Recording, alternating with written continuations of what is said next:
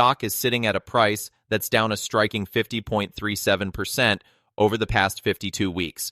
That's a huge drop, and it's the kind of number that makes investors stop scrolling and start asking questions. So let's dig into what the numbers are actually telling us calmly and clearly without any hype. First, let's talk about the size of this company, because it's genuinely massive. Accenture currently has a market cap, which is basically the total value the stock market places on all of its shares, of $95.78 billion.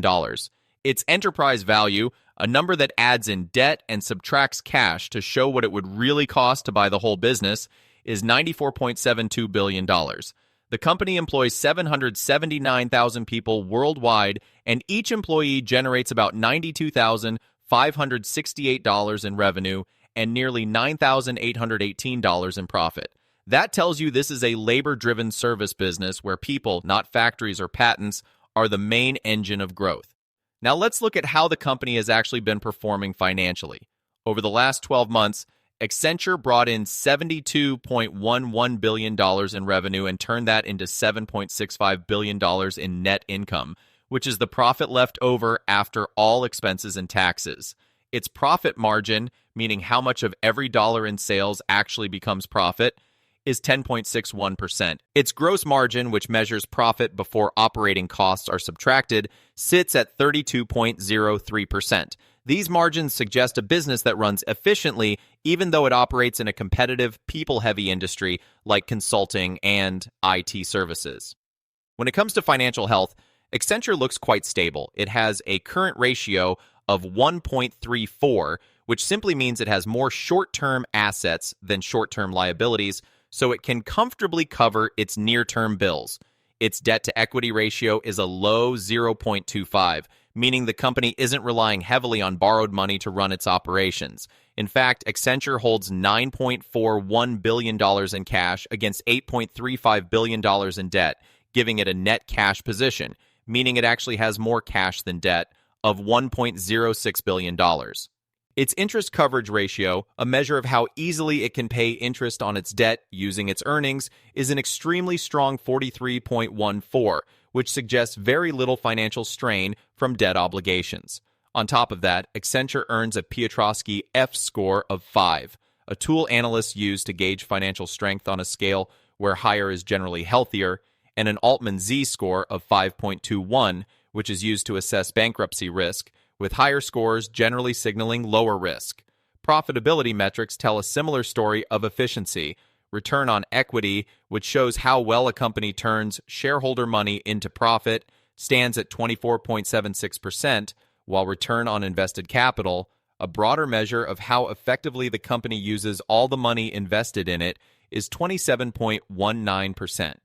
These are the kinds of numbers that suggest management has historically been good at generating returns from the capital it has access to. Now here's where things get more interesting for anyone watching the stock itself.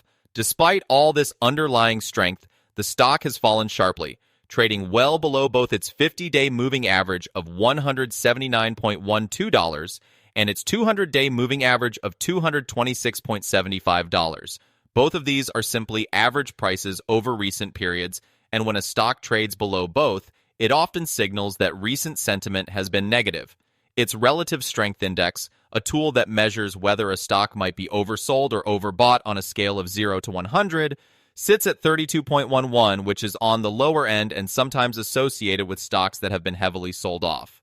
Adding to that picture, short interest, which represents investors betting the stock will fall further, has risen from 21.47 million shares to 25.84 million shares, now representing 4.21% of all outstanding shares. Despite the price decline, valuation-wise, the stock now trades at a trailing price to earnings ratio of 12.79 and a forward price to earnings ratio of 10.96, meaning investors are currently paying less for each dollar of earnings than they might have in the past. Its PEG ratio, which compares valuation to expected growth, is 1.55. Looking ahead, analysts currently rate the stock a buy on average, with a price target of $227.74, which would represent meaningful upside from current levels if it were reached, though of course price targets are estimates, not guarantees. Income-seeking investors might also notice that Accenture currently pays an annual dividend of $6.52 per share, translating to a dividend yield of 3.94%, with dividend growth of 11.17% over the past year and 6 consecutive years of dividend increases. Its payout ratio, which shows what portion of profits go toward dividends rather than being reinvested, is 52.21%, leaving meaningful room for the company to continue rewarding shareholders while still funding its operations. So where does that leave us? On one hand, Accenture is showing real financial strength under the hood, low debt, strong cash flow, solid returns on capital, and a stock that now trades at a lower valuation than it has in the recent past. On the other hand, the sharp price decline, weak short-term momentum, and rising short interest suggest the market currently has real concerns weighing on sentiment. As always, strong fundamentals and a falling stock price can coexist, and what matters most is how those two forces play out over time. This isn't a recommendation to buy or sell, just to look at the numbers as they stand today, so you can form your own view and keep watching how the story develops from here.